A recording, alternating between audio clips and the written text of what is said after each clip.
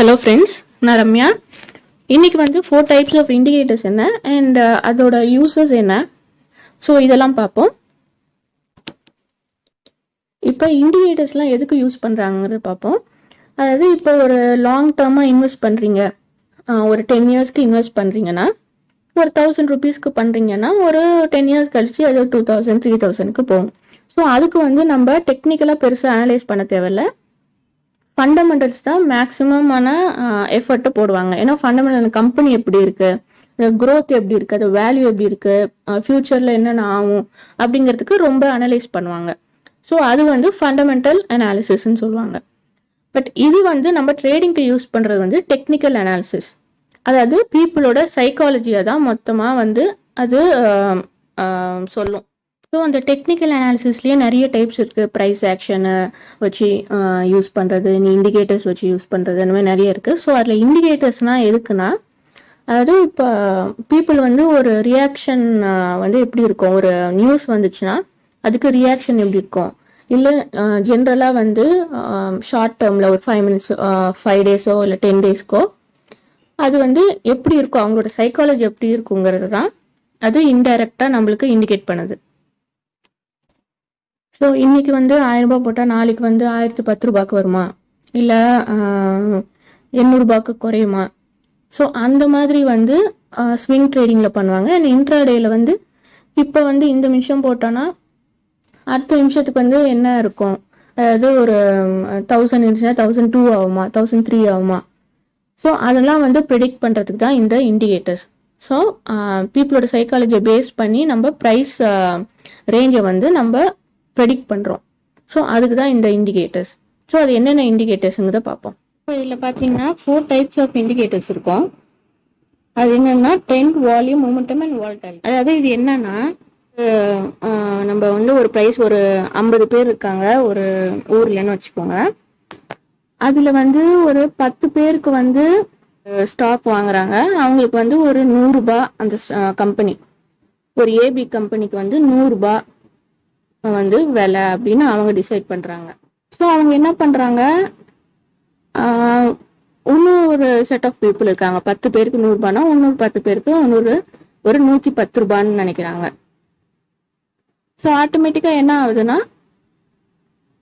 Trend எப்படி போகும்னா 100 ரூபாய்க்கு போகும், அப்புறம் 110 ரூபாய்க்கு போகும், அப்புறம் இன்னும் 3 பேர். ஸோ 50 பேர்னு சொல்லியிருப்போம்ல, அதில் 10 பேரான்னு வச்சுக்கோங்க.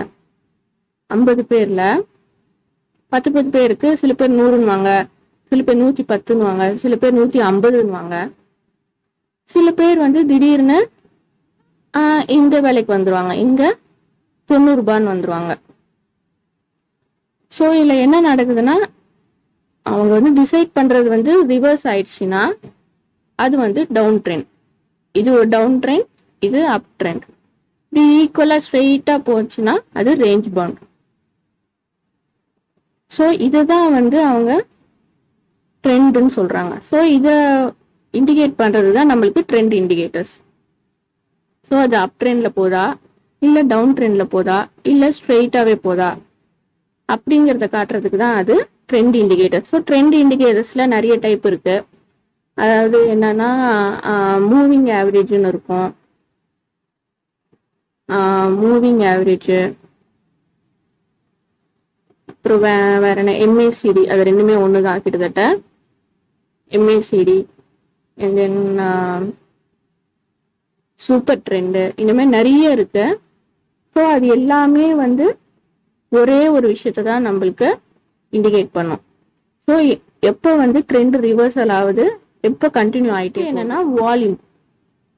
வால்யூம்ல இப்போ 50 பேர் சொல்லியிருந்தோம், அந்த 50 பேர்ல 40 பேர் வந்து அந்த ஏபி ஸ்டாக்கை வாங்குறாங்க. 10 பேருக்கு வந்து அது வளரும்னு தோணலை, அந்த கம்பெனி வந்து க்ரோ ஆகும்னு தோணலை. பிசி கம்பெனில அவங்க போடுறாங்க அந்த 10 பேர்.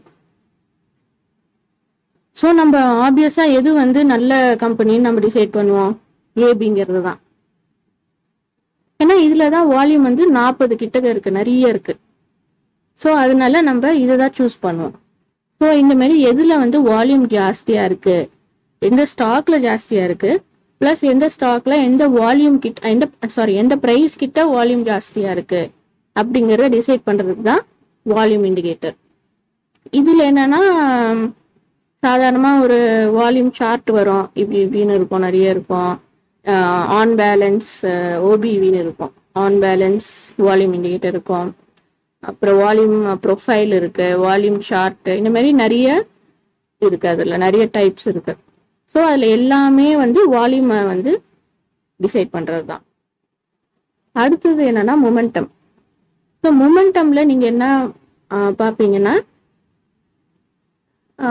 இப்போ வந்து இப்படி போயிட்டு இருக்கு. இப்போ இந்த 50 பேரும் என்ன நினைக்கிறாங்கன்னா, இந்த விலை வந்து ஒரு 100 ரூபாய்க்கு போகுது. அப்ப திடீர்னு ஒரு நல்ல நியூஸ் வருது. அப்ப அவங்க என்ன நினைப்பாங்க, சரி 110க்கு போகலாம், 120க்கு போகலாம் அப்படின்னு கடன்னு அந்த மைண்ட் வந்து அந்த சைக்காலஜி ஒர்க் அவுட் ஆகும்.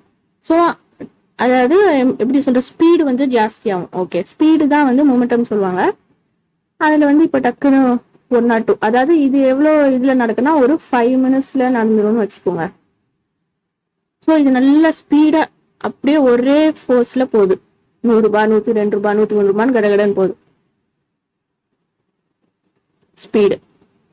அப்புறம் கொஞ்சம் வந்து யோசிக்கிறாங்க, சரி இது ஓவர் வேல்யூவா இருக்குமோ, சரி வேணா நம்ம கொஞ்சம் இறக்கலாம் அப்படின்ட்டு 104 ரூபாய், 103 ரூபாய், அந்த மாதிரி கொஞ்சம் கொஞ்சமா குறையும். ஸோ அப் ட்ரெண்ட்ல வந்து மொமெண்டம் ஜாஸ்தியா இருந்துச்சு, மேல போகும்போது மொமெண்டம் ஜாஸ்தியா இருக்கும், கீழே வரும்போது கொஞ்சம் கொஞ்சமா, ஏன்னா அது கரெக்ஷன் சொல்லுவாங்க. சப்போஸ் டவுன் ட்ரெண்ட் ஆச்சுன்னா அது வேற, பட் கரெக்ஷன்ல இருக்கும்போது அவங்களுக்கு இப்படி வரும், இப்படி போகும். ஸோ அதுதான் வந்து மொமெண்டம் இண்டிகேட்டர். அதாவது ஃபாஸ்டா ஒரு இதுல போயிட்டு கொஞ்சம் அப்படி ஸ்லோ பண்றது, அப்புறம் திருப்பி ஃபாஸ்டா போகும். ஸோ இதெல்லாம் வந்து இண்டிகேட் பண்றதுக்கு ஒன்று இருக்கு, அதாவது மொமெண்டம் இண்டிகேட்டர்னு சொல்லுவாங்க. அதுல வந்து RSIன்னு ஒன்று இருக்கு, அப்புறம் ஸ்டாக்காஸ்டிக் மொமெண்டம் இண்டிகேட்டர்.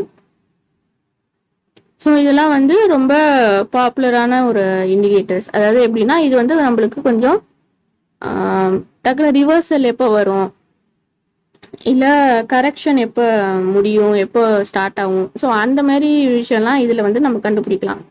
இதுல வந்து ஆசிலேட்டர் டைப்ல தான் இருக்கும். அதாவது இப்படி இருக்கும், 2 இது இருக்கும். ஸோ அதுல வந்து இப்படி மேலே போகும், கீழே வரும், மேலே போகும், கீழே வரும், இப்படி வரும். ஸோ இப்போ இதுல என்ன பண்ணுவாங்கன்னா, நம்ம இங்க பார்த்துருக்கோம்ல, இங்க பார்த்துருக்கிறது இந்த இதுல இங்க போகும்போதுக்கு இங்கேருந்து இங்க வரைக்கும் போறதுக்கு என்ன பண்ணுன்னா, 100ல இருந்து 110 வச்சுக்கோங்க. இங்க இருக்குன்னா இங்க 100ல இருந்து 110 போறதுக்கு இது டக்குன்னு போயிடும். ஓகேவா? இங்க போனவன அடுத்தது இப்போ இங்க வந்து ஓவர் பாட் ஆயிடுச்சு அப்படின்னு நினைச்சிட்டு அடுத்தது வந்து சரி வேணாம், கொஞ்சம் நம்ம வந்து குறைப்போம் அந்த விலைய அப்படின்னு சொல்லும் போது இப்படி இந்த சைடு வரும். ஸோ இதே மாதிரி இப்படி போகும். ஆனா இதுல வந்து இது லென்த்தை வந்து நம்ம அப்படியே எடுத்துக்கூடாது, இதோட லென்த் மாதிரி அப்படியே எடுத்துக்கூடாது. இது ஜஸ்ட் வந்து ஸ்பீடு தான், ஸ்பீடு கணக்கு தான் இது. ஓகேவா? ஸோ இந்த லென்த் அளவுக்கு இது போகுமான்னு சொல்ல முடியாது. அது வந்து லைக் ஸ்பீடை தான் அது மெஷர் பண்ணுது, அந்த லைனோட லென்த்து. ஸோ அதுக்கும் இந்த லென்த்துக்கும் சம்மந்தம் கிடையாது. ஓகேவா? ஸோ இது வந்து மொமெண்டம் இண்டிகேட்டர்ஸ். ஓவர் பாட்டில் இருக்கும், இல்லை ஓவர் சோல்டு. ஸோ இந்த ஓவர் சோல்டு ரீஜன்ல வந்துட்டா இது கண்டிப்பா வந்து கொஞ்சம் தூரத்துக்கு அந்த ப்ரைஸ் மேலே போகும் அப்படிங்கிறது அர்த்தம். அது எவ்வளோ தூரம் போகும், எந்த டைரக்ஷன்லாம் சொல்ல முடியாது, பட் அது போகும்.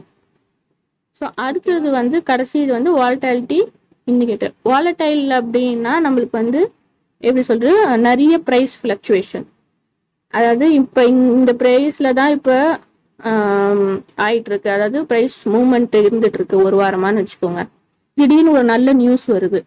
ஸோ அப்போ என்ன பண்ணும், இது வந்து அப்படியே டக்குன்னு 150க்கு போயிடும். 150 போவோம், அப்படியே 180 போவோம். அப்புறம் திடீர்னு வந்து எல்லாருக்கும் சரி இது வந்து ரொம்ப ஜாஸ்தியா இருக்குன்னு ஃபீல் பண்ணாங்கன்னா டக்கு 90க்கு வந்துடும். அப்புறம் திருப்பி வந்து 120க்கு போவோம், அப்புறம் 180 வரும், 80 வரும், ஸோ இந்த மாதிரி நிறைய ப்ரைஸ் ஃப்ளக்சுவேஷன்ஸ் இருக்கிறது தான் ஹை வாலட்டாலிட்டின்னு சொல்லுவாங்க. ஸோ அதை வந்து மெஷர் பண்ணுறதுக்கு அது வந்து நிறைய இது இருக்கு. பாலிங்கர் பேண்ட்ஸு, அப்புறம் ஏடிஆர், ஆவரேஜ் ட்ரூ ரேஞ்ச், இந்த மாதிரி நிறைய இண்டிகேட்டர்ஸ் இருக்கு. இதெல்லாம் என்ன சொல்லுதுன்னா இது வாலட்டாலிட்டி, அதாவது எவ்வளோ ப்ரைஸ் ஃப்ளக்சுவேஷன்ஸ் ஜாஸ்தியாக இருக்கு. ஓகேவா? ஹை வாலட்டாலிட்டினா நம்மளுக்கு வந்து இங்கே நிறைய ப்ரைஸ் ஃப்ளக்சுவேஷன் இருக்கு. ஆனால் இதில் வந்து கேர்ஃபுல்லாக இருக்கணும். அதாவது நம்மளுக்கு வந்து ப்ராஃபிட்டும் இந்த சமயத்தில் இந்த சுச்சுவேஷன்ல ஜாஸ்தியாக வரும். இறங்குனாலும் லாஸ் வந்தாலும் இதில் வந்து டக்குன்னு லாஸ் வந்துடும். அதே வந்து இப்போ ரொம்ப லோலனா அது வந்து ஒரே ரேஞ்சில் தான் ட்ராவல் பண்ணிட்டு இருக்கோம். ஸோ அதுவும் ரொம்ப யூஸ்லெஸ். ஸோ மீடியமான வாலட்டாலிட்டி இருந்துச்சுன்னா அது வந்து கொஞ்சம் ப்ராஃபிட் அண்ட் கெயினுக்கு நம்ம கண்ட்ரோல் பண்ண முடியும். அதாவது கொஞ்சம் மூமெண்ட் அது மட்டும் இருக்கும். இல்லை ரொம்ப வந்து இப்படி போயிட்டே இருந்துச்சுன்னா அது நம்மளுக்கு ப்ராஃபிட்டும் பண்ண முடியாது, எதுவும் பண்ண முடியாது. ஸோ இதில் வந்து மீடியமான வாலட்டைலாக இருக்கிறதா பார்த்துக்கணும். ஸோ அந்த இண்டிகேட்டர்ஸ் தான் இது. ஸோ இந்த வீடியோ பிடிச்சினா like, share and subscribe. Thank you.